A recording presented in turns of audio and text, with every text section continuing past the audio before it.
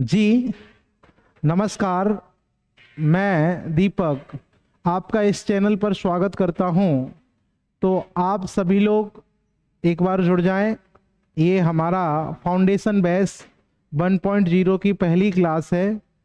तो जो भी बच्चे अभी तक नहीं जुड़े हैं उनको आप जोड़ सकते हो और ज़्यादा से ज़्यादा लोगों में शेयर कर दो। फिर हम अपनी क्लास को स्टार्ट करते हैं। ये इस इसकी पहली क्लास है इस बैच की। तो आपको जानकारी सारी होगी क्योंकि मैं पहले ही इस चैनल पर अपडेट कर चुका हूं कि आपका ये फाउंडेशन बैच है 1.0 ये। और आज से इस बैच की शुरुआत है और आपको टॉपिक वाइज सारी चीज़ें कंप्लीट कराई जाएंगी और हर एक चैप्टर को डिटेल में सॉल्यूशन दिया जाएगा। फाउंडेशन का मतलब है कि आपको थोड़ा सा गहराई से पढ़ाया जाएगा रिलेटिव टू कॉम्पिटिटिव एग्जाम। आप कोई भी वनडे एग्जाम देते हो उसके लिए आपका ये मैथमेटिक्स काम आने वाला है। तो आज से मैं शुरुआत करते हैं। तो आप सभी लोग कॉपी कलम उठा लें और पढ़ना शुरू कर दें और जो मैं लिखाता जाऊं आप साथ साथ लिखते जाएं और कोशिश करें समझने की। मैं इतने आराम से और धीरे धीरे पढ़ाता हूं कि आप आराम से साथ साथ लिख सकते हो। तो कॉपी उठाओ और पेन उठाओ और लिखना शुरू करो आज की क्लास बिना किसी बातों के। तो चलते हैं।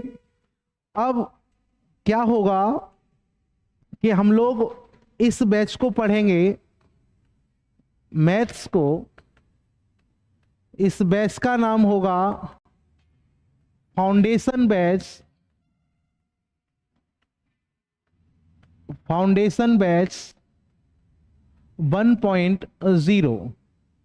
फाउंडेशन बैच 1.0 में हम लोग तकरीबन 40 अध्याय कंप्लीट करेंगे। तो 40 अध्याय कौन कौन से होंगे और हम किस तरीके से सिलेबस पढ़ाएंगे, पहले कौन सा टॉपिक पढ़ाएंगे फिर कौन सा टॉपिक पढ़ाएंगे, इन सबको मैं लिख देता हूं। एक बार पूरा सिलेबस मैथमेटिक्स का आपके सामने लिखता हूं जो जो मुझे पढ़ाना है, जिससे कि आपको क्लियर हो जाए कि ये सर टॉपिक पढ़ाएंगे कि हमको कंटिन्यू करना चाहिए सर की क्लास को या नहीं करना चाहिए। इसलिए मैं सारे टॉपिक आपको लिखा देता हूं। ठीक है। तो आपका मैथमेटिक्स में जो पहला पार्ट होगा एक तरीके से पार्ट फर्स्ट, उसको हमने बना रखा है संख्या पद्धत। पहला जो पार्ट होगा वो आपका बेटा जी होगा संख्या पद्धत यानी कि नंबर सिस्टम। आप कॉपी कलम उठा लें और लिखना शुरू कर दें बारी बारी से। तो पहला पार्ट जो होगा वो संख्या पद्धत होगा बेटा। और इस संख्या पद्धत में हमने टॉपिकों को काफी अच्छे से डिजाइन कर रखा है। उसी तरीके से आपको टॉपिक सारे पढ़ाए जाएंगे, जिसमें आपका पहला टॉपिक होगा संख्याओं का वर्गीकरण यानी कि क्लासिफिकेशन ऑफ नंबर। आप बिल्कुल साथ साथ लिख सकते हो, कोई जल्दबाजी नहीं है। अभी तक कुछ नहीं हुआ तो 15 दिन में कुछ नहीं होगा। तो आप साथ साथ लिख लें सारे टॉपिक। संख्याओं का वर्गीकरण। दूसरा टॉपिक होगा आपका अंक तथा संख्या, digit and number. Digit and number, Hindi लिख रहा हूं इंग्लिश बोल रहा हूं, आप साथ साथ चलते रहें। तीसरा टॉपिक आपका होगा भिन्न यानी कि फ्रैक्शन। चौथा टॉपिक होगा आपका वर्ग तथा वर्गमूल। पांचवा टॉपिक मैं आपको पढ़ाऊंगा घन तथा घनमूल। और इसके बाद आपका छठवां टॉपिक जो होगा वो होगा राष्ट्रीय संख्याएं। राष्ट्रीय संख्या एवं अंतर्राष्ट्रीय संख्या। अंतर्राष्ट्रीय संख्या, national number and international number. सातवां टॉपिक होगा आपका स्थानीय मान एवं जातीय मान।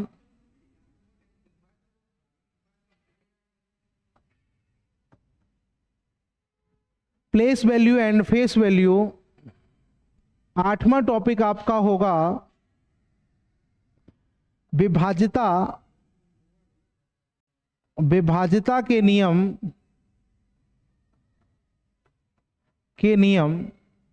इसके बाद 9वां टॉपिक होगा आपका इकाई अंक, और इकाई अंक के बाद 10वां टॉपिक होगा शून्यकों की संख्या। शून्यकों की संख्या मैं आपसे गुजारिश करेंगे बेटा कि आप साथ साथ लिखते जाएं। और 11वां टॉपिक होगा आपका गुणनखंडों की संख्या। गुणनखंडों की संख्या, और आपका इसी में 12वां टॉपिक होगा शेषफल प्रमेय। शेषफल प्रमेय यानी कि रिमाइंडर थ्योरम। तो मैंने ये 12 टॉपिक जो हैं वो नंबर सिस्टम की कैटेगरी में हमेशा रखता हूं। तो सबसे पहले हम ये 12 टॉपिक कंप्लीट करेंगे। उसके बाद जो हम टॉपिक कंप्लीट करेंगे, आगे के टॉपिक होंगे हम लोगों के, वो इस प्रकार होंगे जैसे कि 13वां टॉपिक जब चलेगा तो हम पढ़ाएंगे आपको घातांक एवं करड़ी, घातांक एवं करड़ी, इंडिसिस एंड सर्ट्स। और आपका 14वां टॉपिक होगा एलसीएम तथा एचसीएफ यानी कि लासा तथा मासा। फिर आपका नेक्स्ट टॉपिक होगा, अगला टॉपिक होगा आपका, इसी में आपके 14 टॉपिक हो चुके हैं। अब 15वां टॉपिक आप लेके चलेंगे आगे। इसी में सरलीकरण ले सकते हो। इसी में अगला टॉपिक होगा आपका सरलीकरण यानी कि सिंप्लीफिकेशन। और 16वां टॉपिक आपका होगा अंकीय जोड़। अंकीय जोड़ का मतलब है डिजिटल सम। सुना होगा आपने, जिसको C9 मेथड भी कहते हैं, डिजिटल सम भी कहते हैं। अब ये टॉपिक जब एंड हो जाएंगे उसके बाद हम लोगों की अर्थमेटिक की शुरुआत होगी। जो असली अर्थमेटिक्स होता है उसकी हम लोग शुरुआत करेंगे। तो इसमें सबसे पहले जो हम लोग टॉपिक पढ़ेंगे उस टॉपिक का नाम होगा औसत यानी कि एवरेज। और 18वां टॉपिक जो होगा वो होगा आपका आयु संबंधी प्रश्न। आयु संबंधी प्रश्न। और 19वां टॉपिक होगा आपका अनुपात एवं समानुपात। अनुपात एवं समानुपात। और 20वां टॉपिक आपका होगा कार्य, टाइम एंड वर्क, कार्य एवं समय। और 21वां टॉपिक आपका होगा नल एवं टंकी।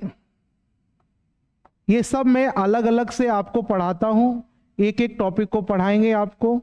और 22वां टॉपिक होगा चाल, समय एवं दूरी।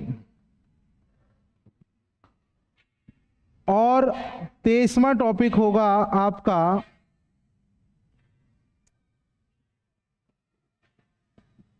चाल, समय, दूरी हो गई। इसके बाद होगा आपका नाव एवं धारा, बोट एंड स्ट्रीम। और इसके बाद जो आपके टॉपिक होने वाले हैं, अभी तक आपके टॉपिक हो गए 23। अब जैसे ही ये टॉपिक आपके कंप्लीट हो जाते हैं उसके बाद हम लोग शुरुआत कर देते हैं प्योर अर्थमेटिक, जिसकी शुरुआत होती है 24 से, जिसको हम लोग बोलते हैं प्रतिशत। यानी कि प्रतिशत आपका ये टॉपिक होगा, प्रतिशतता, या आप प्रतिशत भी बोल सकते हो। तो प्रतिशत यानी कि परसेंटेज। और 25वां टॉपिक जाके बनेगा आपका लाभ एवं हानि। और 26वां टॉपिक आपका होगा बेटा जी बट्टा यानी कि डिस्काउंट। और 27 टॉपिक होगा आपका साधारण ब्याज यानी कि सिंपल इंटरेस्ट, और 28वां टॉपिक होगा चक्रवृद्धि ब्याज, चक्रवृद्धि ब्याज जिसे आप लोग सीआई बोलते हो, कंपाउंड इंटरेस्ट बोलते हो। इसके बाद हम 29वां जो टॉपिक लेके आएंगे उसको बोलेंगे मिक्सचर यानी कि मिश्रण, बाय यूजिंग एलिगेशन मेथड, इसको कंप्लीट करेंगे। ये ज्यादातर एसएससी जीडी और यूपी पुलिस में आने वाला सिलेबस है, इसको हम लोग पहले कंप्लीट करेंगे। इसके बाद हमारी शुरुआत होगी 30वां टॉपिक जो होगा वो होगा बेटा माध्य, माध्यिका एवं बहुलक, एवं बहुलक, मीन, मीडियन एंड मॉड। इसके बाद हमारा जो टॉपिक होगा फिर हम डीआई को कंप्लीट करेंगे। इतना सब कंप्लीट होने के बाद फिर हम लोग एडवांस मैथ की तरफ बढ़ के सबसे पहला टॉपिक करेंगे कंप्लीट मेंसुरेशन, मेंसुरेशन।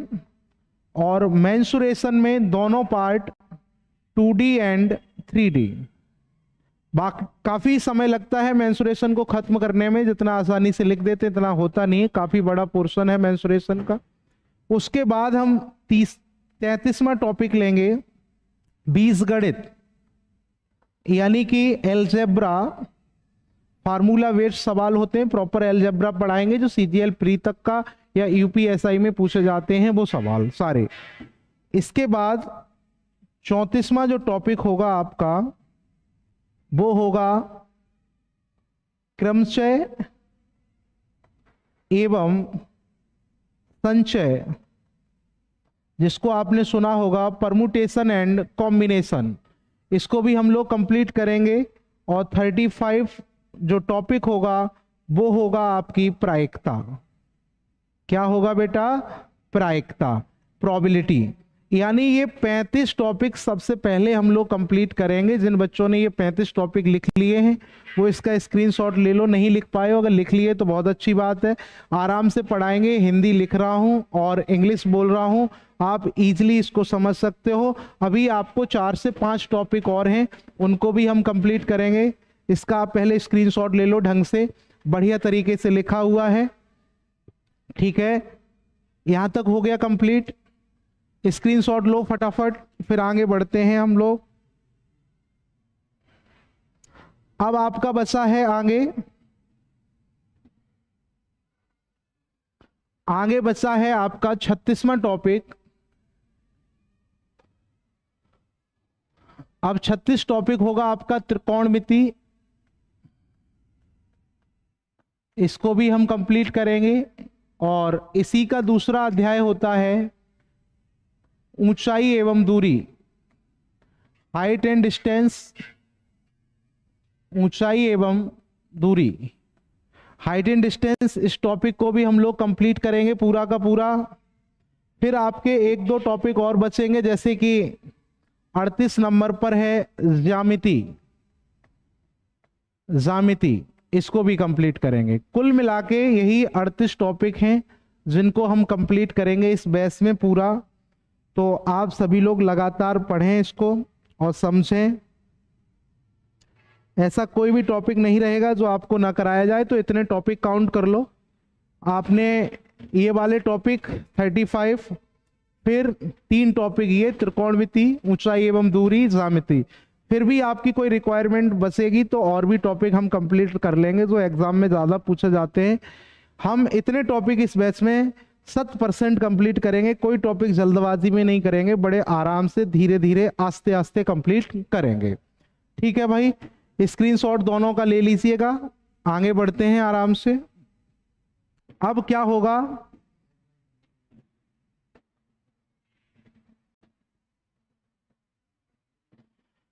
चलिए भैया चैट बॉक्स पे आ जाते हैं, ठीक है। सभी लोगों का मेरा नमस्कार, मैंने आप लोगों को देखा ही नहीं था, काफ़ी लोग जुड़ चुके हैं।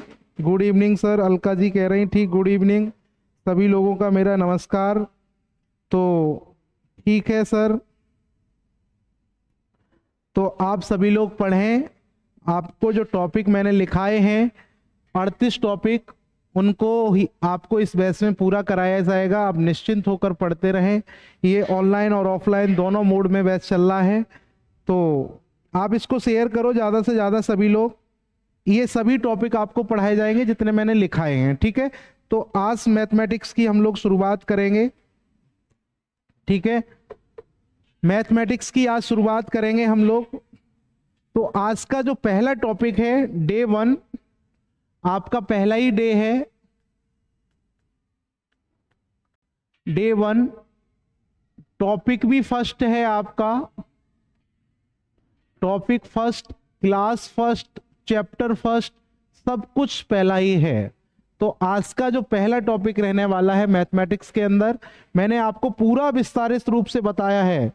अब इस पर हम लोग अडिग रहेंगे कि हम पहले नंबर सिस्टम में पहले 12 अध्यायों को कंप्लीट करेंगे, जो कि SSC CGL pre, UPSI, UP police, SSC GD, तमाम एग्जामों में आपके ये कारगर साबित होंगे। तो हम लोगों ने ये टॉपिक कंप्लीट करेंगे। तो इसमें से आज हम पहले टॉपिक को स्टार्ट करने जा रहे हैं, जिस टॉपिक का नाम है संख्याओं का वर्गीकरण, ठीक है ना। मैथमेटिक्स की शुरुआत यहीं से होती है। अब जब मैथमेटिक्स की शुरुआत यहीं से होगी, तो डे फर्स्ट हम स्टार्ट कर चुके हैं संख्या पद्धति, ठीक है भाई। संख्या पद्धति का मतलब है नंबर सिस्टम। अब ये नंबर सिस्टम क्या है भाई? नंबरों का एक सिस्टम है भाई, ये नंबरों का एक सिस्टम है। भौकाल वाला सिस्टम अलग होता है, नंबर का सिस्टम अलग होता है। तो हम लोग नंबर सिस्टम में पहला टॉपिक जो है आज का, वो हम लोग डिस्कस करेंगे, जिसका नाम होगा संख्याओं का वर्गीकरण। क्या होगा? संख्याओं का वर्गीकरण। अब संख्याओं के वर्गीकरण को इंग्लिश भाषा में क्लासिफिकेशन ऑफ नंबर कहते हैं। क्या कहते हैं बेटा? Classification of number.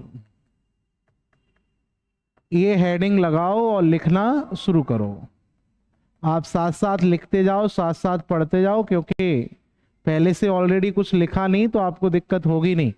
आप साथ साथ लिखें। अब क्लासिफिकेशन ऑफ नंबर की बात करें तो संख्याओं की शुरुआत की बात करें तो संख्याओं में क्या है कि पहले कई हजार साल पहले गणित का कोई व्यवधान नहीं था, ना हम लोग समझ पा रहे थे गणित में कौन सा नंबर क्या है, कौन सा नंबर क्या नहीं है। तो इसके कारण हम लोगों ने क्या किया कि एक सिस्टम बनाया। सब लोग सिस्टम बनाते हैं, जहां पे 20 लोग होते हैं तो 20 लोगों का एक सिस्टम काम करता है। यहां तो कितनी संख्याएं थी, तो बताओ सिस्टम की जरूरत पड़ेगी कि नहीं पड़ेगी? तो इसमें एक सिस्टम की जरूरत पड़ी। तो सबसे पहले जो गणितज्ञ थे, उन गणितज्ञों ने धीरे धीरे नंबर अपने बनाने शुरू किए। तो अपनी नॉलेज और मैथमेटिशियन के हिसाब से मैं धीरे धीरे नंबर बताऊंगा। जो नंबर धीरे धीरे पहले कौन सा नंबर, फिर कौन सा नंबर, फिर कौन सा नंबर, ये सब आपको बताते हुए चलेंगे। तो आप पहला नंबर डाल लें भाई। पहला नंबर है, आपको जो सीखना है उस नंबर का नाम है सम्मिश्र संख्या। क्या है बेटा जी? सम्मिश्र संख्या।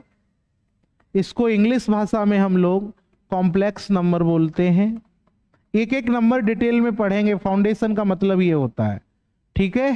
फाउंडेशन बैच उन बच्चों के लिए होता है जो बच्चे 6 महीने बाद या 1 साल बाद एग्जाम देंगे। वो नहीं कि कल एसएससी जीडी का पेपर होगा उसके लिए तैयार हो रहे हो। उसके लिए आपने पहले से पढ़ा होगा, वो आपके काम आएगा। जो टॉपिक आपका कमजोर है उसको आप पढ़ सकते हो। तो देखो सम्मिश्र संख्या क्या होती है, इसको समझाता हूं मैं। सम्मिश्र संख्या की जो फॉर्म होती है बेटा, उस फॉर्म को कई पब्लिकेशन ने ये कहा कि a plus minus iota b की जो फॉर्म होती है वो एक सम्मिश्र संख्या होती है, जिसमें जहां इस बात को याद रखना पड़ेगा v is never equal to 0। अगर v 0 हो जाएगा तो आयोटा 0 हो जाएगा, और आयोटा 0 हो जाएगा तो फिर a बचेगा। तो ये सम्मिश्र संख्या की फॉर्म नहीं होगी। और कई किताबें ये भी कहती हैं कि x plus minus i by ये भी कहती हैं, दोनों ही बातें एक ही हैं, जहां y is never equal to 0, y का मान कभी भी 0 नहीं होना चाहिए। एक सिंपल सी बात है। तो अगर मैं कहूं कि ये कॉम्प्लेक्स नंबर हैं तो होते कैसे हैं, मैथमेटिक्स में कैसे होते हैं, तो मैं आपको समझाऊंगा मैथमेटिक्स में कैसे होते हैं। जैसे आपने एक नंबर सुना होगा 4 + 3 + 4i, ये एक नंबर ले लो। एक ले लो 4 - 6i नंबर ले लो कोई भी। और भी नंबर ले सकते हो आप 2 + 9i ले सकते हो, यानी आप लिख 5 - 3i ले सकते हो। कहने का मतलब चाहे प्लस के साथ लो चाहे माइनस के साथ लो, इस तरीके के जो नंबर होते हैं बच्चा, वो सभी नंबर क्या कहलाते हैं भाई, कॉम्प्लेक्स नंबर कहलाते हैं। ये ज्यादातर सभी बच्चों को पता होगा। अब लेकिन इसमें बात क्या है, इसका सवाल जो पेपर में आता है, अभी तक ये सवाल कम ही आते हैं एग्जाम में कि कॉम्प्लेक्स नंबर निम्नलिखित में से कौन सा होगा, लेकिन संयुग्मी संख्या का सवाल आ चुका है। आपने सुना होगा संयुग्मी संख्या का सवाल आपके आ चुका है, कंपोजिटिव नंबर का। तो अब ध्यान से सुनना कि अगर मैं बात करूं संयुग्मी संख्या कई बार पूछा गया है, सवाल ऐसे बनता है संयुग्मी संख्या का, ध्यान से सुनना बेटा। जैसे किसी ने कहा 3 + 4i की संयुग्मी संख्या निम्नलिखित में से कौन सी है, तो संयुग्मी संख्या कॉम्प्लेक्स नंबर की कैसे बनती है, तो आप ये कहोगे इसकी जो संयुग्मी संख्या होगी बेटा उसमें कोई परिवर्तन नहीं होता है, सिर्फ 3 - 4i हो जाएगा, यही इसकी संयुग्मी संख्या है, यानी सिर्फ चिन्ह बदल जाता है। अब बात आती है सर और भी नंबर आप बता सकते हो, कोई भी आप ले लो, 2 + 5i ले सकते हो। अगर प्लस नहीं, अगर प्लस है तो यहां क्या हो जाएगा, -2 - 5i, ये भी संयुग्मी है। अगर आपने कहा मुझे अभी भी नहीं समझ आया तो 6 - 7i ले लो बच्चा। 6 - 7i क्या होती है भाई, तो एक बच्चे ने कहा 6 - 7i का मतलब 6 + 7i इसका कंजुगेट नंबर होगा, संयुग्मी संख्या होगी, ठीक है ना। अब अगर इसका लेवल बढ़ता है तो क्या आएगा, तो इसका लेवल बढ़ेगा तो सवाल कैसे बन सकता है। कई बार सवाल ये पूछा जा चुका है, जो अच्छे अच्छे एग्जाम होते हैं जैसे कि CDS, FCAT, उनका ही सवाल धीरे धीरे CGL में आने लग रहे हैं। तो उसमें एक सवाल आया था कि एक सम्मिश्र संख्या को उसकी संयुग्मी संख्या में गुणा किया जाता है, एक सम्मिश्र संख्या का उसकी संयुग्मी संख्या में गुणा किया जाता है, तो निम्नलिखित में से कौन सा नंबर होता है। मतलब ये है, इसका एग्जाम्पल मैं समझाता हूं। जैसे मैंने आपसे कहा था 3 + 4i, अब बताओ 3 - 3 + 4i, अब बताओ इसका संयुग्मी संख्या कौन सी होगी। बच्चे को पता चल गया, मास्टर साहब ने अभी अभी बतलाया था कि 3 - 4i ये एक संयुग्मी संख्या है। मतलब ये सर सम्मिश्र संख्या है, ये क्या है बच्चा, सम्मिश्र संख्या है। और ये कौन सी संख्या है, ये एक बेटा संयुग्मी संख्या है। कौन सी संख्या है, संयुग्मी संख्या। अब इनका जब भी गुणा होता है तो क्या होता है, कौन सा नंबर होता है, तो वो आपको ऑप्शन देगा, तो उसका मैं रिजल्ट बताता हूं। वो हमेशा और हमेशा एक वास्तविक संख्या होती है। कैसी होती है बेटा, वास्तविक संख्या। कैसे, आइए सीखते हैं। अगर इसको आप ध्यान से देखोगे तो ये कुछ भी नहीं है, इसका मतलब है, अगर गौर करो थोड़ा सा, एल्जेब्रिक प्रॉपर्टी आती है तो a + b है, और सर इनटू में क्या लिखा है, a - b है। थोड़ी सी डिटेल बातें हैं, हर किसी के अल्ले पल्ले नहीं पड़ती हैं, तो इसको समझने की कोशिश करो, सवाल आएगा तो आपको तकलीफ होगी।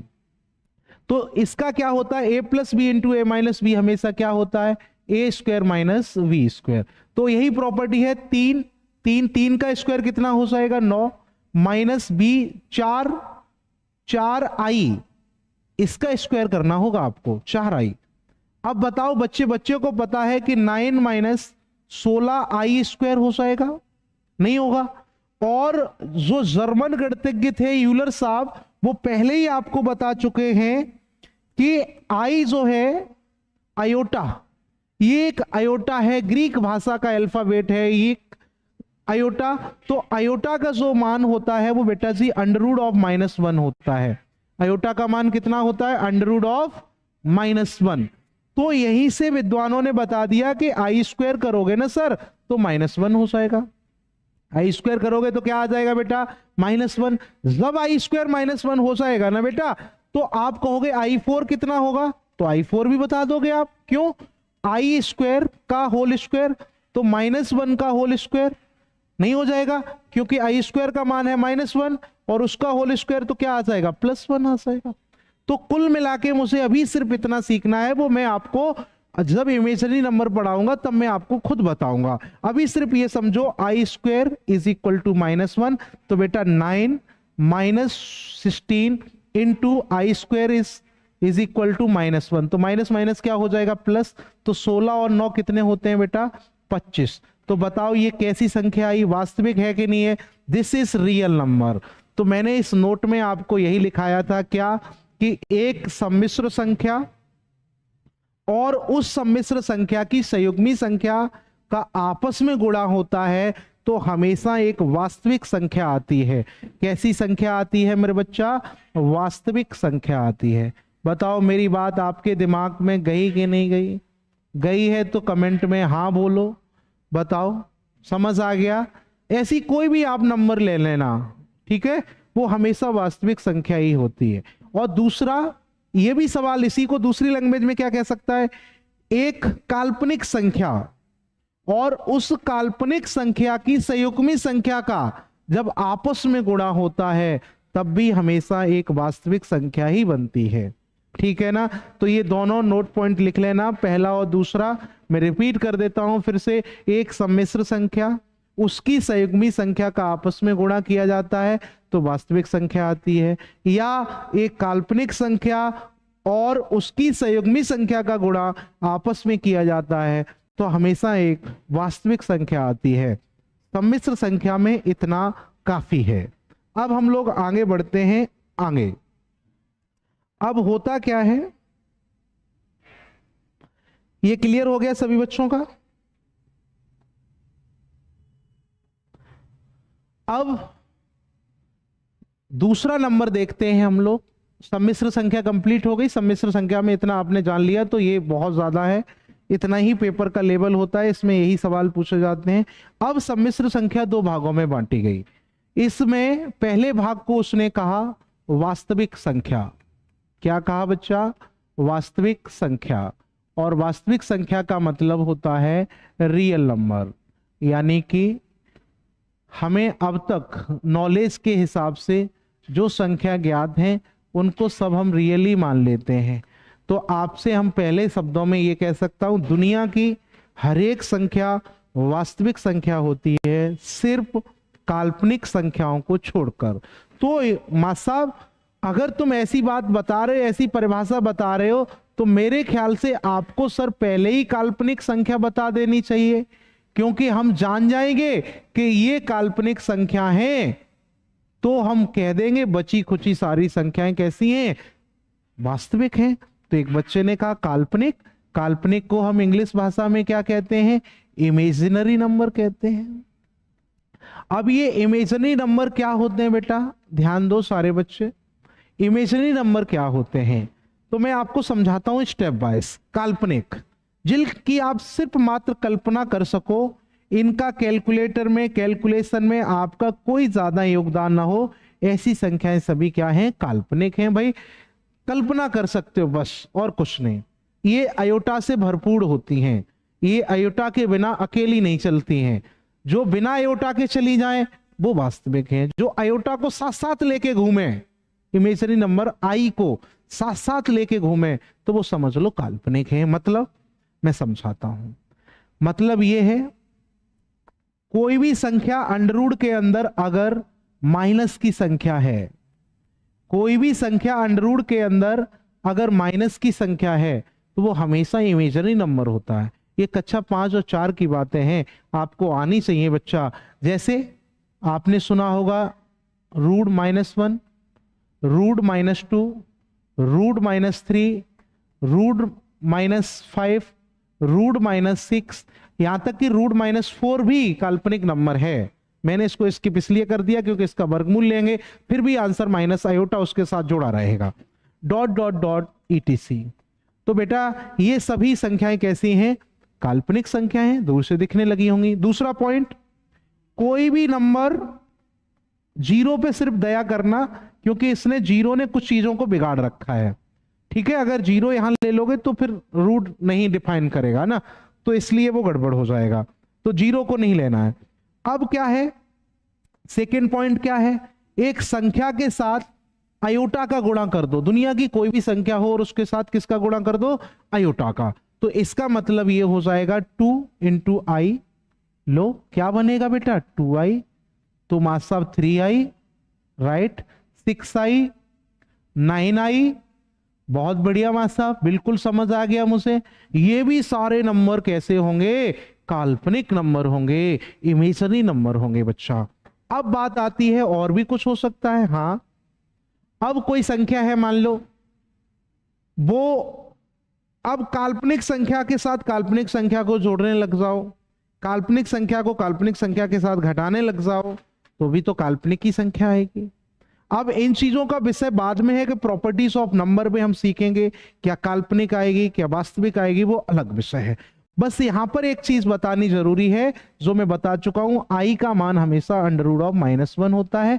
तो विद्वानों ने बताया कि I² करोगे तो इसका मान -1 होता है।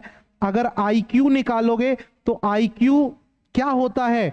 I² × I होता है। तो बच्चा बच्चा को पता I² = -1 एंड I, तो ये क्या हो जाएगा? -I। तो IQ का मान हमेशा -I होगा। लेकिन I4 का मान कितना होगा बेटा? तो आप कहोगे सर I² × I², ये सब मिलेगा घातांकरणी में, पावर की डेफिनेशन होती है। I4 को आप लिख सकते हैं I² × I²। तो एक बच्चे ने कहा मास्टर साहब इसका मान होता है -1 × -1, तो ये क्या हो जाएगा? प्लस का 1 हो जाएगा। तो इसका मतलब आपने रटा क्या? I4 का मान कितना होता है? +1। तब तक मैंने एक बच्चे से कहा, मान लो कल को एग्जामिनर ये कह दे आयोटा की घात 100 का मान निम्नलिखित में से होगा, तो आप क्या कहोगे? सिलेबस में तो था लेकिन मास्टर साहब ने पढ़ाया नहीं था। तो आप इसको पढ़ के जाना। पेपर में बेटा ऐसे सवाल पूछे जाते हैं जो अच्छे अच्छे एग्जाम होते हैं, उनमें क्या पता कब आपकी किस्मत खराब हो और ये पूछ ले। अब तो किस्मत अच्छी होगी अगर आशा आएगा बच्चा तो इसको लिखने का तरीका देखो, इसको हम कैसे सॉल्व कर सकते हैं सेकंडों में। तो हम कहेंगे दिस इज I4 की पावर 25, 25 चौको 100। आयोटा की घात 100 को लिख सकते हैं आयोटा की घात 4 की घात 25। तो बेटा जी आयोटा की घात 4 क्या होता है मेरे बच्चा? अभी अभी बताया था, आयोटा की घात 4 क्या होता है? प्लस का 1 होता है। तो प्लस का 1 मतलब 1 की घात 25, और ये नियम है प्रकृति का कि 1 की घात कुछ भी हो 1 ही होता है बेटा। तो इसका मतलब है इसका आंसर कितना आएगा? 1। तो आयोटा की घात 100 का मान भी कितना हो जाएगा? 1। इतना कॉपी कर लें सारे बच्चे और बताएं अगर किसी को कोई समस्या है तो। पढ़ रहे हैं सारे बच्चे? ठीक है। किसी प्रकार की कोई समस्या आ रही हो, आवाज में कोई प्रॉब्लम आ रही हो या किसी प्रकार की कोई समस्या हो तो आप मुझे इंगित कराएं। Health is wealth.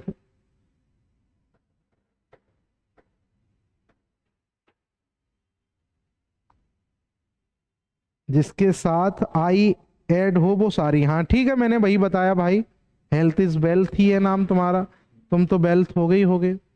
ठीक है, ये सब आपने सीखा। अब हम ले चलते हैं आपको सीधा कहां बेटा? अब आ जाते हैं वास्तविक संख्या में, क्योंकि अब आपको आसानी होगी इन बातों को समझने में। क्यों? क्योंकि काल्पनिक को छोड़ के बाकी इसकी सब रियल है। तो देखो रियल नंबर वास्तविक संख्या क्या है कि एक लाइन पर रिप्रेजेंट किया जा सके, चाहे वो पॉजिटिव हो चाहे वो नेगेटिव हो, कैसी भी हो। तो वास्तविक संख्या का मतलब देखो, एग्जाम्पल आपके जो समझ आ रहा हो, जैसे आपने सुना होगा 1 2 3 4 5, ये सभी क्या हैं? वास्तविक हैं, है कि नहीं? -1 -2 -3 -4 ये भी क्या है? सभी वास्तविक हैं। जीरो भी कैसा है, वास्तविक है। 1/2, 1/2 कर दो आप, 1/3 कर दो, यानी भिन्न के रूप में भी कोई संख्या लिख सकते हो 1/3, माइनस का 1/4। आपके जो समझ आ रहा है भाई वो संख्या लिखो ना, सभी वास्तविक हो जाएंगे। जैसे कि कोई बच्चा कह दे 1/10 वास्तविक है भाई, 10 की घात 3 वास्तविक है, 10 की घात -3 वास्तविक है, 10 की घात 18 वास्तविक है। कोई भी नंबर लिखो आप, 1/10 20 वास्तविक है। यानी कहने का मतलब ये है बेटा, पाई वास्तविक है, 22/7 वास्तविक है। कोई भी नंबर ले लो, 3.14 वास्तविक है। आपको जितने भी नंबर समझ आ रहे, परमेय अपरमेय, भाज्य या भाज्य, ये सारी संख्याएं सारी की सारी क्या है बेटा, वास्तविक संख्या होती हैं, रियल नंबर होते हैं। अब सर सवाल क्या बनता है, सवाल बताओ। बात तब बनती है जब मां साहब ये पता चलेगा पेपर में सवाल कैसे आता है। पेपर में सवाल ऐसे आता है बेटा कि एक वास्तविक संख्या से दूसरी वास्तविक संख्या, मतलब 1 और 2 संख्या, 1 संख्या 2 के बीच में कितनी वास्तविक संख्याएं होती हैं। ये पेपर में आता है, तब लेने के देने पड़ते हैं 8, 9, 10। जबकि एक वास्तविक संख्या 1 और दूसरी वास्तविक संख्या 2, इन दो के बीच में भी अनंत वास्तविक संख्याएं होती हैं। कितनी होती हैं, इनफाइनाइट। क्यों, 1/2, 1/3, 1/4, 1/5, जब तक जिंदा हो तब तक लिखते जाओ। सारी की सारी संख्याएं कैसी होंगी, वो वास्तविक होंगी। ठीक है ना। तो ये सवाल पेपर में बहुत ज्यादा बार पूछा गया है कि कोई एक संख्या है वास्तविक 3, दूसरी संख्या वास्तविक है 4, और यही सवाल पूछा गया परमेय और अपरमेय कह के। ठीक है ना, एक परमेय संख्या 3, एक परमेय संख्या 4, बताओ इनके बीच में कितनी संख्याएं होती हैं। तो आपको क्या बताना पड़ेगा, इनफाइनाइट नंबर होते हैं, अनंत संख्याएं होती हैं। अब बेटा इससे आगे बढ़ते हैं हम लोग। 2 संख्याओं का अध्ययन मैंने कर लिया है, उम्मीद करता हूं सबके समझ आया होगा। जो लिख नहीं रहे, अभी तक भी कंजूसी कर रहे हैं लिखने में, वो स्क्रीनशॉट ले लें और फिर बाद में लिख लेना। बाद वाला तो बाद वाला ही जैसा होता है, मेरे हिसाब से कॉपी कलम उठा के आपको पढ़ना चाहिए। ठीक है, सभी लोगों के समझ आ गया। ठीक है, अगला नंबर है हमारा, जब वास्तविक संख्या के बारे में हम लोगों ने जान लिया तो हमारा जो तीसरा नंबर है, अब तीसरा नहीं चौथा होगा भाई, चौथा नंबर है, चौथा ही है ना। सम्मिश्र संख्या हो गई, वास्तविक संख्या हो गई, काल्पनिक हो गई। अब आपकी वास्तविक संख्या को 2 भागों में बांटा। उसने कहा एक संख्या है परमेय संख्या, परमेय संख्या जिसको विद्वानों ने कहा ये रेशनल नंबर है बेटा। कैसा नंबर है, रेशनल नंबर, रेशनल नंबर। अब ये रेशनल नंबर क्या होते हैं सर, सबसे बड़ी टेंशन तो यही है। तो कक्षा 5 की और कक्षा 3 की किताब में लिखा है, जो संख्याएं P/Q की फॉर्म में लिखी जा सकें वो परमेय संख्याएं हैं, और जो P/Q की फॉर्म में न लिखी जा सके वो परमेय संख्याएं नहीं हैं। ये लिखा है एक्चुअल में। लेकिन इसकी एक्चुअल परिभाषा क्या हुई, ऐसी संख्याएं जिनको हम P/Q की फॉर्म में लिख दें, वट ध्यान रहे, लेकिन ध्यान रहे Q is never equal to 0, यानी Q का मान कभी भी 0 नहीं होना चाहिए। अगर Q का मान 0 हो गया तो परमेय नहीं होगी। तो क्या होगी, पता नहीं क्या होगी मां साहब, मुझे क्या पता है। लेकिन हम आपको फिर से समझाते हैं कि परमेय संख्या का मतलब ये है कि परमेय संख्या 1/2 भी है, परमेय संख्या 3/2 भी है, परमेय संख्या 10/3 भी है, परमेय संख्या 7/4 भी है, परमेय संख्या 22/7 भी है बेटा। 22/7 कैसी संख्या है, परमेय है। कोई इरेशनल मत बोल लेना, अपरमेय मत बोल देना, क्योंकि ये सभी संख्याएं कैसी हैं बेटा, परमेय हैं। अब एक बच्चे ने कहा मास्टर फिर जो गिनती न का होए, तो गिनती जो होती है बेटा ये भी सभी गिनती कैसी होती हैं, परमेय होती हैं। अब तुम कहोगे माइनस की भी परमेय होती हैं, हो सकती हैं भाई, -1/2, -1/3, क्या दिक्कत है भाई? सभी की सभी संख्याएं क्या होती हैं? अब माँ साहब तो हैं कौन सी नहीं? तो एक बच्चा ने कही माँ साहब देखो, जे वाली जो संख्याएं हैं, जे वाली कौन सी वाली? 1/0, 2/0, 10/0 और 17/0, दुनिया की कोई संख्या /0 जे एकौ संख्याएं परमेय संख्याएं नहीं होती हैं। तो एक बच्चा कहेगा मां साहब परमेय नहीं तो फिर का? परमेय नहीं तो का? तो तुम कह देते हो 99% बच्चों का जवाब होगा ये संख्याएं अपरमेय हैं। ये संख्याएं कैसी हैं? अपरमेय। आज कलम उठा के इनको लिख लो, ना तो परमेय हैं, ना तो परमेय हैं और ना ही अपरमेय हैं। ना परमेय है बेटा और ना ही अपरमेय है। ना ये संख्याएं परमेय है बेटा, ना संख्याएं ये अपरमेय है। तो फिर क्या है? क्योंकि इसकी वैल्यू इज ऑलवेज इनफाइनाइट। कोई भी संख्या बट्टे 0 होता है तो वो हमेशा क्या होता है बेटा? अनंत होता है। इसलिए इनको ना ही हम रेशनल कहते हैं, ना ही हम इरेशनल कहते हैं। बात समझ आ गई? अब बात आती है, इसमें थोड़ी सी लड़ाई झगड़ा यहां पर और चलता है किस पर, कि मासा मान लो कोई हमसे आए और पूछे 0 कैसी है, तो आप कह देना 0 कैसी है? 0 एक अंडाकार है। कैसी है 0? अंडाकार नहीं है। 0 एक परमेय संख्या होती है। ये रटो आप। 0 कैसी संख्या है? तो आप कह देना 0 कैसी है? मतलब 0 ना लाल है ना पीली है, 0 है एक परमेय संख्या। बताइए बेटा 0 कैसी संख्या है? परमेय संख्या है। क्यों? क्यों का क्या जवाब भाई? क्यों का मतलब 0 के बट्टे 1, गणितज्ञों ने बताया है ना, संख्या के बट्टे 1 लिखने का तुमको अधिकार दिया है कि नहीं दिया है? बताओ। जब संख्या के बट्टे 1 तो 0 को संख्या मानोगे कि नहीं मानोगे? जब आप 0 को संख्या मान लोगे तो आप कहोगे संख्या के बट्टे 1। तो मैंने फॉर्म क्या बताई थी बेटा? मैंने इसकी फॉर्म ये बताई थी कि P/Q की फॉर्म हो, but Q is never equal to 0। तो बताओ क्या Q 0 है? नहीं है ना। जब Q 0 नहीं है इसका मतलब है कि आपका P 0 हो सकता है लेकिन Q 0 कभी नहीं होना चाहिए। तो आपका इसका मतलब है कि 0 एक कैसा नंबर है?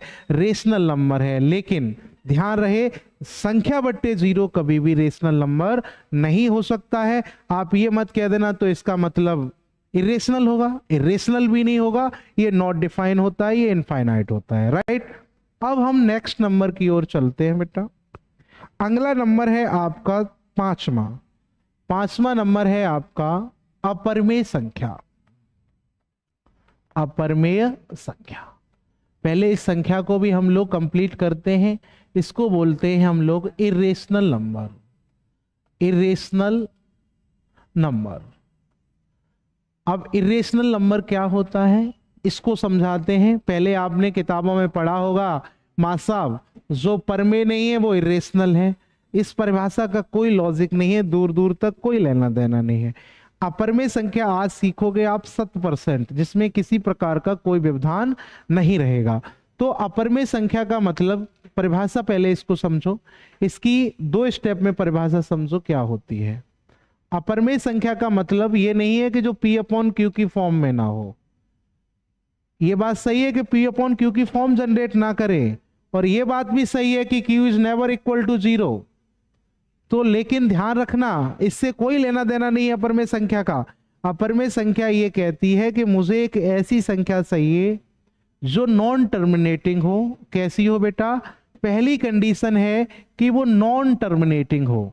इसका मतलब ये हुआ बेटा कि वो कभी कटे ना, कभी कटे ना, यानी अशांत संख्या जैसी हो। नॉन टर्मिनेटिंग के साथ साथ वो नॉन रिपीटेड भी हो। नॉन टर्मिनेटिंग के साथ साथ वो कैसी हो? नॉन रिपीटिंग हो। जब बेटा नॉन टर्मिनेटिंग और नॉन रिपीटिंग होगी तभी ऐसी संख्या को हम कहेंगे इरेशनल नंबर। ये होती है एक्चुअल में परिभाषा। ये नहीं है कि जो पर में नहीं है वो अपर में हो गई। तो ऐसे कैसे बता सकते हो आप? जीवन में नहीं बता सकते हो। मतलब ये किस फॉर्म को जनरेट कर रहा है? ये इस फॉर्म को जनरेट कर रहा है। थोड़ा ध्यान से सुनना सारे बच्चे।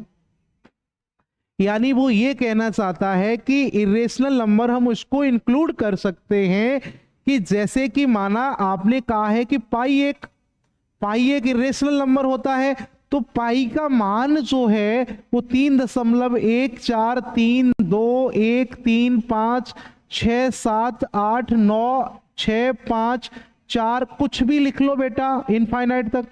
यानी बताओ ये नॉन टर्मिनेटिंग है? नहीं। क्या नॉन रिपीटिंग है? नॉन रिपीटिंग जानते हो क्या होता है? यानी कोई एक संख्या रिपीट होने लगे या एक कोई ग्रुप समूह रिपीट होने लगे, जैसे 3 हो। जैसे कि रिपीटेड क्या होता है? देखो 10/3, 10/3 को लिखोगे 3.33। ये क्या है? ये नंबर जो बेटा है ये नॉन टर्मिनेटिंग है बट रिपीटिंग है। कैसे? इसको लिख सकते हो आप 3.3 बार। क्या लिख सकते हो? 3.3 बार। इसलिए ये नंबर कैसा है बेटा? 10/3 को मैं किस कैटेगरी में रखेंगे बेटा? इसमें रखेंगे, रेशनल वाली में। और हमें नंबर कैसे चाहिए बेटा?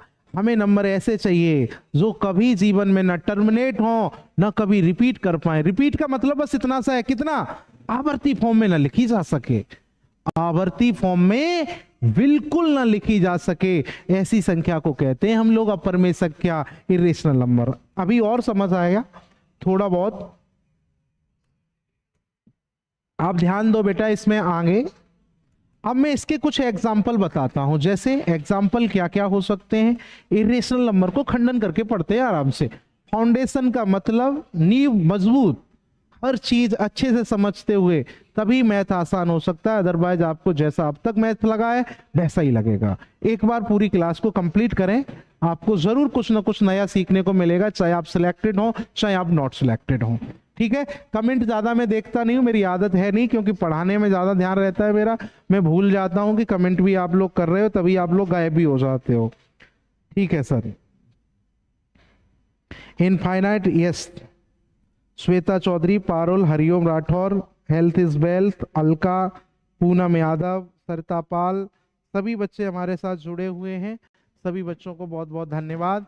और आप इस वीडियो को शेयर करें और इस बैच को आप लाजवाब बनाएं, शानदार बनाएं। अगर आप मेरे साथ जुड़े रहोगे तो ऐसा पढ़ाऊंगा कि आप याद रखोगे कि किसी ने मैथमेटिक्स आपको पढ़ाया था पहले। ठीक है? सब कुछ सही चल रहा है? हाँ तो ठीक है। अब क्या होता है देखो, मैं समझाता हूं। इसके एग्जाम्पल क्या है? इरेशनल नंबर के पाई। पाई वास्तव में एक अपरमेय संख्या होती है, नो डाउट, लेकिन जो पाई का मान होता है 22/7 वो रेशनल है। 3.14, 3.14 अगर मैं लिख दूं 3.143, ये भी कैसा नंबर है? रेशनल है। लेकिन इसकी कंप्लीट ट्रू वैल्यू जो आज दिन तक पता नहीं चली वो कैसी है बेटा? इरेशनल नंबर है। तो पाई इरेशनल हो गया। अब देखो, अब मैं आपको बारी बारी से बताऊंगा। यानी कोई भी दुनिया की अभाज्य संख्या लिख दो। पहली बात, अभाज्य संख्या लिख दो और उस पर रूट लगा दो, तो वो सब संख्याएं कैसी हो जाती हैं? इरेशनल हो जाती। मतलब √2, √3, √5, √7, √11 ... etc। यानी जितनी भी संख्याएं हैं जिनके ऊपर अगर आपने अंडर लगा दिया और वो नंबर पहले से ही प्राइम है, ऐसी संख्या जो सिर्फ 2 फैक्टर होते हैं, 2 से कटती है और किसी से नहीं कटती है, इसका मतलब वो संख्या कैसी होगी? इरेशनल होगी। बस यही परिभाषा है, ये नहीं और भी है। अगर मान लो कोई भी ऐसी संख्या है, अभाज्य संख्या है, उसके ऊपर अगर आप क्यूब रूट भी लगा देते हो तो भी वो संख्याएं क्या कहलाती हैं बेटा? बोलो, इरेशनल नंबर ही कहलाते हैं। चलो यहां तक सभी बच्चों को मेरी बात समझ आ गई होगी। वर्गमूल का चिन्ह लगाओ चाहे घनमूल का चिन्ह लगाओ बेटा, नंबर कैसे रहने वाले हैं? नंबर आपके इरेशनल रहने वाले हैं। ठीक है ना? अब बात आती है, मां साहब इतनी बात में बताने की क्या जरूरत थी? आप बता देते सीधी सीधी बात, क्या कि आप रूट लिखो या क्यूब रूट लिखो। अगर रूट लिखोगे तो नॉन परफेक्ट स्क्वायर नंबर होने चाहिए, और क्यूब रूट लिखोगे तो नॉन क्यूब रूट नंबर होने चाहिए। मतलब यानी यहां पर अपूर्ण वर्ग संख्याएं लिख दो। कैसी संख्या लिख दो? अपूर्ण वर्ग संख्या लिख दो। तो ये सभी संख्याएं कैसी हो जाएंगी बेटा? इर्रेशनल। आपको एक इर्रेशनल नहीं आती थी, मैं करोड़ों इर्रेशनल बता दूंगा आपको। कैसे? जैसे आप √2, √3, √5, √6, √7, √8, √10, √11, √12, ये सभी संख्याएं क्या हैं मेरे बच्चा? सारी की सारी संख्याएं इरेशनल हैं। तुम कहोगे मां साहब ये बात समझ आई अब, तो तुमने अब आज क्यों बताया था? अरे भाई बता दिया था, छोटका सा पॉइंट था, आपको कोई दिक्कत ना हो। आप कोई भी नंबर लिखो, उसके ऊपर अंडर रूट लगाओ या क्यूब रूट लगाओ, लेकिन याद रखना उसका वर्गमूल निश्चित ना हो, उसका घनमूल निश्चित ना हो। मैंने कहीं √4 नहीं लिखा होगा, √9 नहीं लिखा होगा। अगर मैं ये भी लिख देता तो फिर कैसे? तो फिर वो वास्तविक हो जाती। तो ये संख्याएं आपकी अपरमेय संख्याएं हैं, एक्चुअल में ये भी वास्तविक ही हैं, लेकिन वो नंबर अगर लिख देते तो वो परमेय में चली जाती। किस में चली जाती? √4, √4 का वर्गमूल 2, तो क्या हो जाएगा? परमेय संख्या हो जाएगी। लड़ाई किसकी चल रही है? परमेय की और अपरमेय की। तो भाई कौन जीता, परमेय के अपरमेय? तो अपरमेय जीता। बहुत खतरनाक सा है भाई। नोट, अब नोट पॉइंट में क्या होगा? नोट पॉइंट में आप ये भी जान सकते हो कि जो संख्याएं अपरमेय हैं उनके व्युत्क्रम, इन संख्याओं के व्युत्क्रम मतलब 1/√2, 1/5, ये भी सभी संख्याएं कैसी होती हैं भाई? ये संख्या भी रेशनल नंबर ही हैं। आप देखो 1/√2 P/Q की क्या फॉर्म नहीं है? ये P/Q की फॉर्म है, लेकिन Q is not equal to 0। लेकिन यहां पर Q का मान निश्चित नहीं है, Q का मान निश्चित नहीं है, ठीक है। इसीलिए कहते हैं ये फॉर्म में नहीं है, ये फॉर्म में नहीं है। किसकी? P/Q की, क्योंकि Q का मान ही नहीं निकाल पाओगे। √2 का मान जब भी निकाला होगा आपने, कभी नहीं निकला होगा, इनफाइनाइट टर्म्स तक चला जाता है। तो ऐसी संख्याओं को हम क्या कहते हैं? Irrational number. अब कमेंट में बताओ मुझे, इरेशनल नंबर आपको पूर्ण रूप से समझ आया कि नहीं आया बेटा? सारे बच्चे बताएं, इरेशनल नंबर आपको समझ आया कि नहीं आया भाई?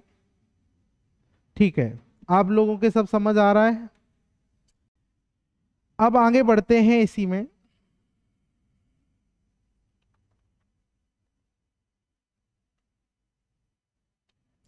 ठीक है, आगे बढ़ो।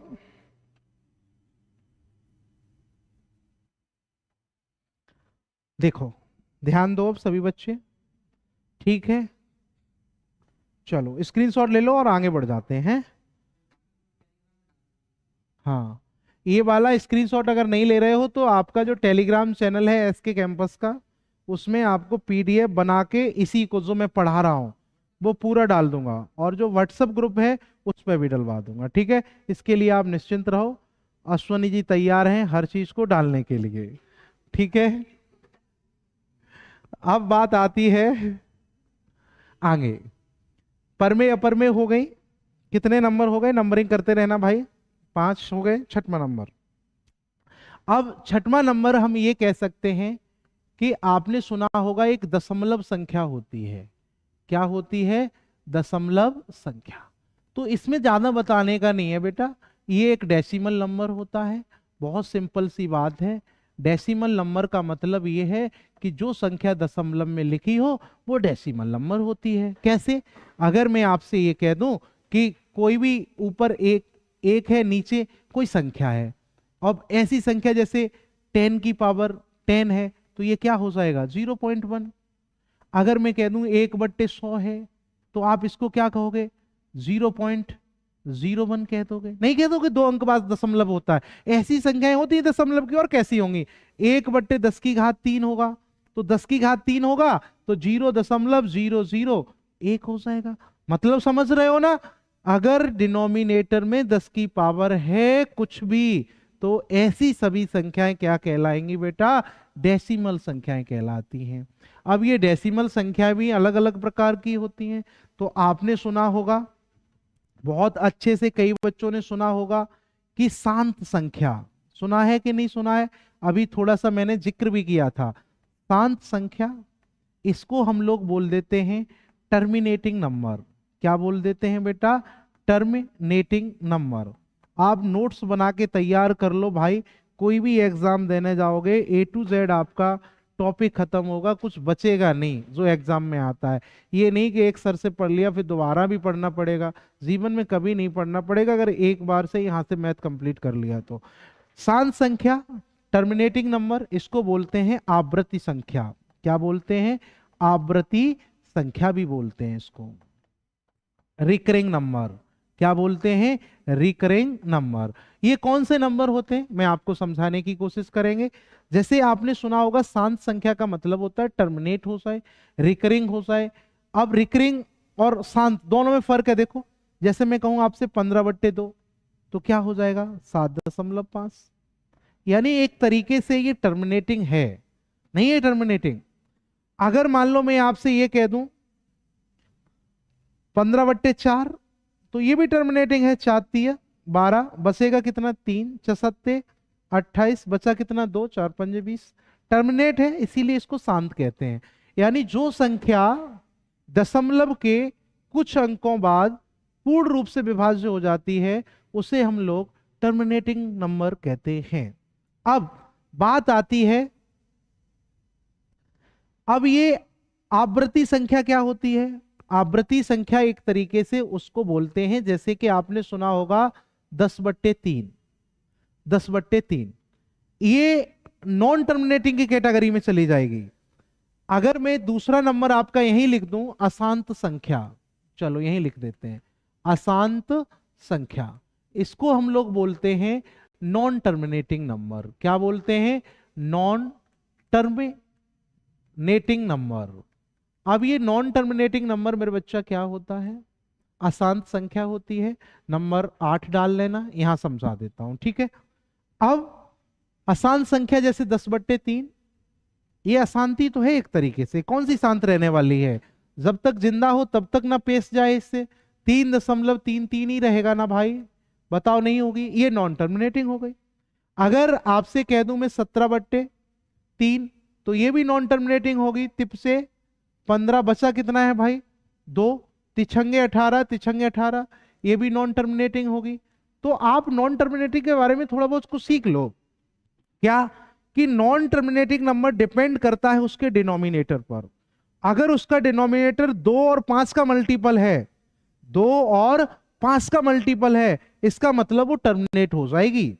अगर उसका डिनोमिनेटर 2 और 5 का मल्टीपल नहीं है तो वो हमेशा कैसी रहेगी? नॉन टर्मिनेटिंग रहेगी। आप किसी के बट्टे में 3 लगा दो, किसी के बट्टे में 7 लगा दो, किसी के बट्टे में आप दो क्या क्या लगा सकते हो? 3 लगा सकते हो भाई बट्टे में। 2 नहीं लगा पाओगे, 2 का मल्टीपल। 4 नहीं लगा पाओगे, 5 नहीं लगा पाओगे। 6 लगा भी सकते हो भाई, 2 का मल्टीपल है लेकिन 3 है इसमें। 6 भी ना लगाओ आप, 7 लगा लो, ठीक है। कुल मिला के 3 और 7 अगर डिनोमिनेटर में है, नहीं कट रही, तो हमेशा नॉन टर्मिनेटिंग ही रहती हैं। या आप ऐसे समझ लो 2 की पावर n या 5 की पावर n इनकी फॉर्म की है संख्या तो आप समझ लेना तो कट जाएगी। अगर इनके फॉर्म की नहीं है तो नहीं कटेगी, ठीक है। आप कोई भी संख्या ले सकते हो आपको जो अच्छी लगे। जैसे आप कह दो 15/7, इसको भी काट के देखो।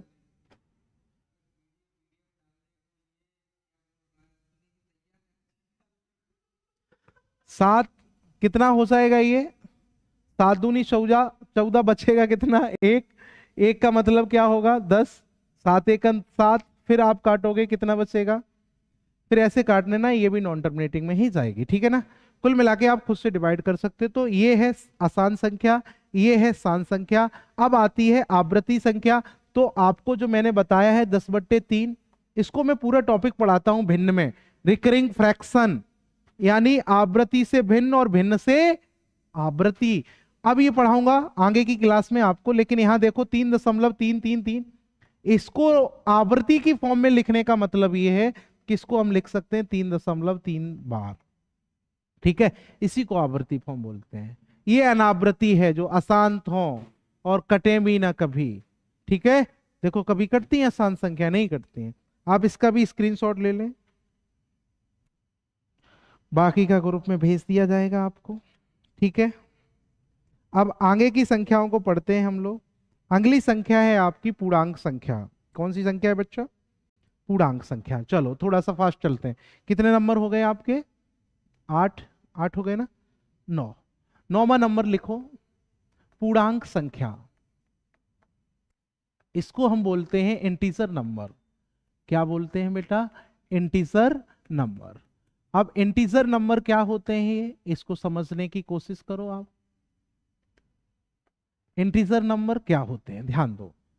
पूर्णांक संख्याएं क्या होती हैं आपको पता है? नहीं पता है तो आज जान लो एकदम खूबसूरत शब्दों में।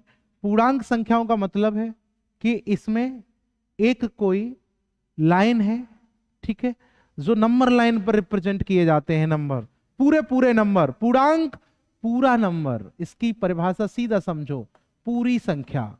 जो पूरी संख्या होती है उनको ही पूर्णांक संख्या कहते हैं, चाहे वो जीरो हो, चाहे वो पॉजिटिव हो, चाहे वो नेगेटिव। जैसे यहां जीरो, ठीक है, यहां -1, -2, -3, -4, डॉट डॉट डॉट इनफाइनाइट, +1, +2, +3, +4 और ये प्लस डॉट डॉट इनफाइनाइट। ठीक है, तो ये सभी संख्याएं, प्लस की या माइनस की या जीरो, पूरी संख्याएं हैं, इसलिए इनको पूर्णांक कहते हैं। तो पूर्णांक संख्या की कैटेगरी में पहले जो संख्या होती है उस संख्या को बोलते हैं हम लोग धन पूर्णांक। क्या बोलते हैं बेटा?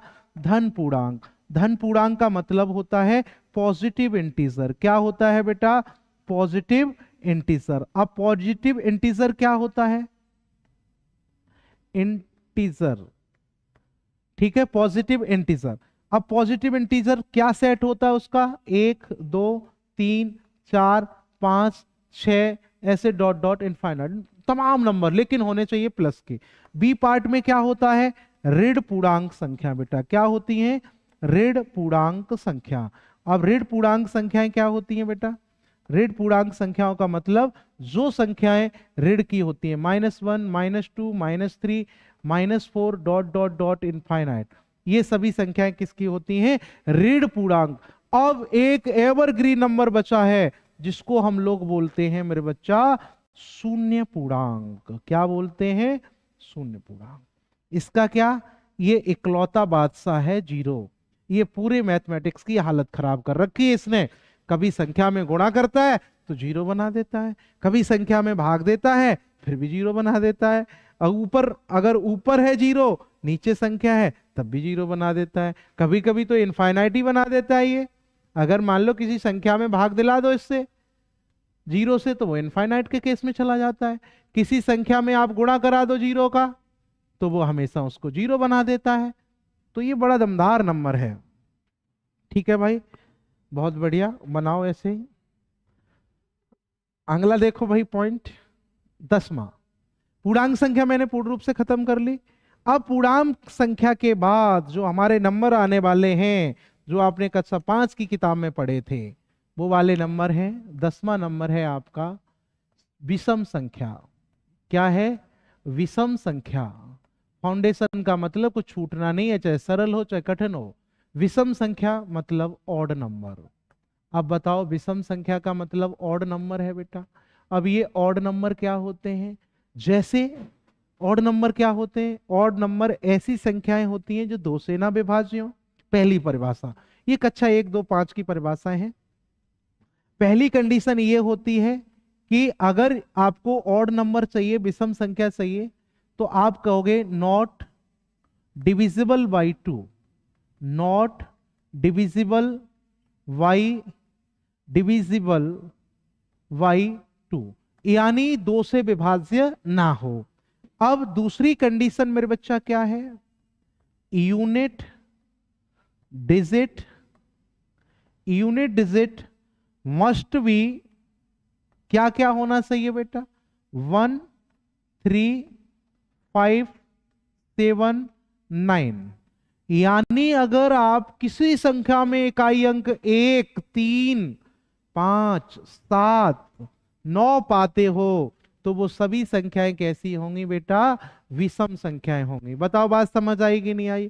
तीसरी और आखिरी कंडीशन इसकी ये है कि ये जो फॉर्म जनरेट करता है वो 2n+1 की फॉर्म जनरेट करता है। यानी विषम संख्या में कौन सी फॉर्म होती है मेरे बच्चा? 2n+1। जब 2n+1 की फॉर्म का मतलब है यहां 1 रख, यहां पर 0 रखोगे तो क्या आएगा बेटा? इसमें 0 रखोगे तो क्या आ जाएगा मेरे बच्चा? तो आप कहोगे 1 आएगा। अगर 1 रखोगे तो क्या आएगा? 3 आएगा। 2 रखोगे तो कितना आएगा? 5 आएगा। 3 रखोगे तो कितना आएगा? 7 आएगा। 4 रखोगे तो कितना आएगा? 9 आएगा। तो यही वाला जो सेट है, जो ये वाला सेट है 1 3 5 7 9 11 13, ये सेट जो है यही सेट कहलाता है ऑड डेज, विषम दिन। क्या कहलाता है बच्चा? विषम दिन। इसके बाद हम सीधे आगे बढ़ते हैं, आपको स्क्रीनशॉट लेने की अनुमति देते हैं। आप स्क्रीनशॉट ले लो, फिर आगे बढ़ेंगे और साथ साथ बताते भी जाओ मेरे बच्चा आपको लग कैसा रहा है, आपकी क्लास समझ आ रही है कि नहीं आ रही है। ऐसा तो नहीं बाउंस हो रहा हो? बाउंस होने का कोई सवाल नहीं अगर आप कंटिन्यूटी बना लोगे। पहली क्लास से पढ़ता है जो बच्चा, उसको हम गारंटी लेता हूं कि उसको मैथमेटिक्स सिखा दूंगा। अब सीधा आएगा परसेंटेज पे तो मुश्किल है उसको। फ्रैक्शन नहीं जोड़नी आ रही है परसेंटेज में, फ्रैक्शन का सीधा मान निकाल रहे हो आप, बहुत दिक्कत होती है। तो अभी से आप पढ़ो ना, क्या दिक्कत है? कहीं जाना तो है नहीं। अभी 20-22 साल में कुछ नहीं कर पाए हो तो 6 महीना मुझे भी दे दो मैथमेटिक्स को अच्छा बनाने के लिए। चलिए अब मैं चलता हूं 11वें पॉइंट पे। ठीक है, जो छूट गया है उसको मैं आपको बता ही दिया, व्हाट्सएप ग्रुप पर, टेलीग्राम चैनल पर, दोनों पर भिजवा दूंगा। चलिए 11वां नंबर आपका क्या है? सम संख्या। अब बताओ बच्चा सम संख्या क्या होती है? तो आप कहोगे सर सम संख्या बहुत सिंपल है, इवन नंबर। कक्षा 5 में ही मेरी मैडम ने बता दिया था। मैडम ने बताया था कि एक इवन नंबर जो होता है ना, वो ऐसा होता है, बहुत साधारण होता है। उसकी कंडीशन बहुत सिंपल है बेटा, क्या? कि ये डिविजिबल बाई 2 होता है। ये क्या होता है बेटा? डिविजिबल बाई 2 होता है। ये डिविजिबल बाई क्या होता है? 2 होता है। जब ये डिविजिबल बाई 2 होता है तो दूसरी कंडीशन क्या है? तो आप कहोगे सर यूनिट डिजिट। क्या है बेटा? Unit digit must be. Unit digit कितना होना चाहिए इसका? 0। बिल्कुल सही है, यूनिट डिजिट 0 हो सकता है। यूनिट डिजिट कैसा हो सकता है? 0 हो सकता है, 2 हो सकता है, 4 हो सकता है, 6 हो सकता है, 8। अगर ये किसी भी संख्या के यूनिट डिजिट है 0 2 4 6 8, तो वो संख्या हमेशा क्या होती है बेटा? एक इवन नंबर होती है। तीसरी बात, आखिरी बात क्या होगी बेटा? ये बात वो होगी अगर मान लो इसकी फॉर्म की बात कर दे तो बेटा फॉर्म क्या होगी उसकी? 2n की फॉर्म होगी। फॉर्म क्या बनेगी बेटा? 2n की फॉर्म होगी। तो सही है बैटरी? चलो हाँ अभी भेजता हूं। देखो 2n की फॉर्म होती है, इसमें क्या होता है बेटा? n का मान रखोगे तो n का मान रखोगे 0 तो 0 हो जाएगा। अब मान लो तुमने ऑड नंबर में 0 रखा था n का मान, तो n का मान इसमें भी 0 रखना पड़ेगा। 0 1 2 3 4। तो बेटा जब इसमें 0 रखोगे तो क्या आएगा? 0 रखोगे तो यहाँ 0 आएगा। फिर क्या आएगा? फिर 1 रखोगे तो 2 आएगा, 2 रखोगे तो 4 आएगा, 3 रखोगे तो 6 आएगा, 8 आएगा। तो ये वाला जो सेट है वो क्या कहलाएगा? इवन नंबर कहलाएगा। लेकिन इस पर थोड़ी सा झगड़ा है, इस पे लड़ाई है 0 पे। कुछ लोग कहते हैं 0 सम संख्या होती है, कुछ लोग कहते हैं 0 सम संख्या नहीं होती है। लेकिन सबसे छोटी जो सम संख्या है वो कौन सी है? सबसे छोटी सम संख्या, सबसे छोटी सम संख्या कितनी है बेटा? 2 है। सबसे छोटी सम संख्या 2 है। सबसे छोटी विषम संख्या क्या है भाई? सबसे छोटी विषम संख्या, सबसे छोटी विषम संख्या कौन सी है? बोलो। 1। सबसे छोटी सम संख्या 2, सबसे छोटी विषम संख्या 1। अब मैं कह दूं सबसे बड़ी विषम संख्या, बताएगा जरूर। काहे बताएगा भाई? सबसे बड़ी विषम संख्या कोई नहीं बता पाया, तुम कैसे बता दोगे बच्चा? नहीं, कोई नहीं होती है। सबसे बड़ी सम संख्या कौन सी होती है? कोई नहीं होती है भाई, अभी तक पता नहीं है, लगे हैं काम में। ठीक है, अब बात आती है कि सर ये जीरो का क्या है? जीरो, तो जीरो को अभी सिर्फ ये समझ लो, अगर सबसे छोटी सम संख्या पूछी जाए उसमें दो नहीं है तो जीरो मान लेना, जीरो और दो है तो हमेशा दो मानना, जीरो मत मानना, क्योंकि वो गणितज्ञ पर, उस एग्जामिनर पर डिपेंड करता है कि वो जीरो को मानेगा कि नहीं मानेगा। जीरो एक सम संख्या नहीं होती है, लेकिन जीरो का जो व्यवहार है पूरा मैथमेटिक्स के अंदर वो सम संख्या की तरह है। जीरो का व्यवहार सम संख्या की तरह है, इसीलिए हम लोग कह सकते हैं जीरो एक सम संख्या होती है, बाकी का कोई नहीं है, बिहेवियर है इसका भाई, नहीं तो तुम गड़बड़ कर दो मामला। ठीक है, तो जीरो एक सम संख्या की तरह व्यवहार करती है, इसलिए क्या है? जीरो एक सम संख्या। अदरवाइज सबसे छोटी सम संख्या ये है। ठीक है ना, ये बहुत नामी बढ़िया संख्या है दो। ठीक है ना, इसका बड़ा काम आएगा जब आप सवाल करोगे प्राइम नंबर वाले। ठीक है, तो क्या हो गया भाई? सम संख्या हो गई। अब उसके बाद जो संख्या आती है उस संख्या का नाम मैं फटाफट लिखता हूं। इसके बाद संख्या होती है पूर्ण संख्या। आपने सुना होगी, नहीं सुनी है भाई तो अब सुन लो। पूर्ण संख्या का मतलब होता है बेटा जी होल नंबर। ये होल नंबर क्या होता है मेरे बच्चा? ऐसी संख्या, कैसी संख्या? ऐसी संख्या जो स्टार्ट हो जीरो से, यानी कि 0 1 2 3 4 5 6 7 डॉट डॉट डॉट इनफाइनाइट। ये सभी संख्याएं, पूरी पूरी संख्याएं जीरो से लेकर अनंत तक की सभी संख्याएं क्या कहलाती हैं बेटा? पूर्ण संख्याएं कहलाती हैं। 13वां पॉइंट, प्राकृतिक संख्याएं। बताओ बेटा प्राकृतिक संख्या क्या होती हैं? तो एक बच्चे ने कहा मां साहब प्राकृतिक संख्याएं नेचुरल नंबर होता है। और कोई बच्चा बताएगा नेचुरल नंबर की स्टार्टिंग कहां से होती है? आप बताते हो तब तक मैं लिख देता हूं। तो natural number is represented N, whole number is represented W. तो नेचुरल नंबर कहां से स्टार्ट होता है बेटा? 1 2 3 4 डॉट डॉट, क्योंकि नेचुरल नंबर की खोज बाद में, जीरो इकलौता नंबर है जो बाद में खोजा गया था, इसलिए इसको प्राकृतिक संख्याएं 1 से स्टार्ट होती हैं। जीरो की खोज आर्यभट्ट साहब ने बाद में की थी, इसलिए इसको बाद में इंक्लूड किया जाता है। अब बात आती है मां साहब 14वां पॉइंट की। प्राकृतिक हो गई आपकी, पूर्ण हो गई। अब संख्याएं बची हैं आपकी अभाज्य संख्या। क्या बचा है बेटा? अभाज्य संख्या। अभाज्य संख्या का मतलब क्या होता है बेटा? जिसकी फॉर्म कैसी हो? इसकी फॉर्म हो 6n प्लस माइनस 1 की, और ऐसी संख्या जिसके ओनली टू फैक्टर या मैक्सिमम टू फैक्टर, ठीक है ना, या ऐसी संख्या जो खुद से और एक से कटती है, उस संख्या को हम क्या बोलते हैं? अभाज्य संख्या। अब आप कहोगे अभाज्य संख्याएं कौन कौन सी होती हैं? तो मैंने कहा सेट बनाओ अभाज्य संख्या का, डरना क्या है भाई? अभाज्य संख्या एक होती है तो मैं कहूंगा नहीं, एक तो एक से कटती है, एक खुद भी एक है, तो इसका फैक्टर एक ही हुआ। जिसका फैक्टर एक होगा उसको प्राइम नंबर नहीं मान सकते हो भाई, एटलीस्ट टू फैक्टर। आपको हर हाल में दो फैक्टर चाहिए ही चाहिए होते हैं भैया। तो आप क्या करोगे मेरे बच्चा इसके लिए? तो आप कहोगे दो, सबसे छोटी अभाज्य संख्या दो। अभाज्य संख्या की पूरी क्लास होती है बेटा, 2 3 5 7 11 13, ठीक है। इसमें बहुत बड़ा वर्डन है, 1 से 50 तक अभाज्य कितनी होती है? 50 से 100 तक। बताओ कोई बच्चा कमेंट में 100 से लेकर 200 तक के बीच में कितनी अभाज्य संख्याएं होती है? ये सवाल है, कमेंट बॉक्स में आप जरूर बताएं। 100 से लेकर 200 के बीच में कितनी अभाज्य संख्याएं होती हैं? ये बात आप कमेंट बॉक्स में लिखें, मैं आपका नाम लूंगा जरूर, ठीक है भाई, जिसने भी सही आंसर बताया। ठीक है, ये अभाज्य संख्या का मैं डिस्कशन आगे भी करूंगा, अभी बस थोड़ा सा।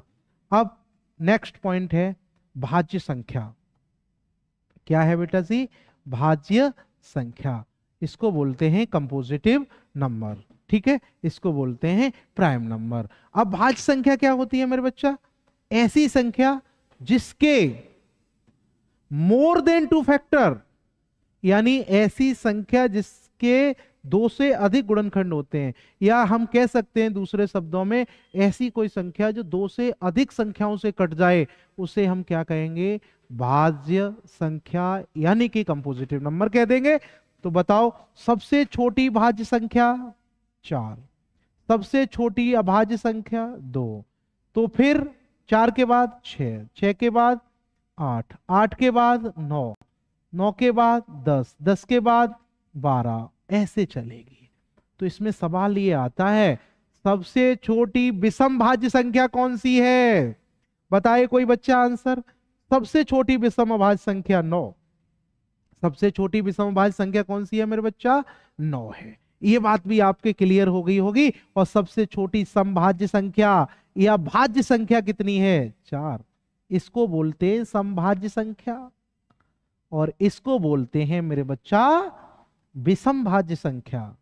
बोलो हाँ या ना, ये है विषम भाज्य और ये है समभाज्य। बताओ क्लियर हो गई बात की नहीं। अब कोई कहते सबसे बड़ी भाज्य संख्या, उसको कहो एक कनपट्टी में लगाओ, बोलो मूर्ख है क्या, कोई नहीं बता पाया तो हम कहां से बता देंगे भाई। भाज्य संख्या कोई बता लेगा, अभाज्य सबसे बड़ी अभाज्य हम कैसे बता देंगे भाई। ये जरूर बता सकते हैं कि 2 अंकों की सबसे छोटी अभाज्य संख्या कौन सी है, 11। अब मैं कह दूं बताओ 2 अंकों की सबसे बड़ी अभाज्य संख्या क्या है, अब पड़ गए लेने के देने।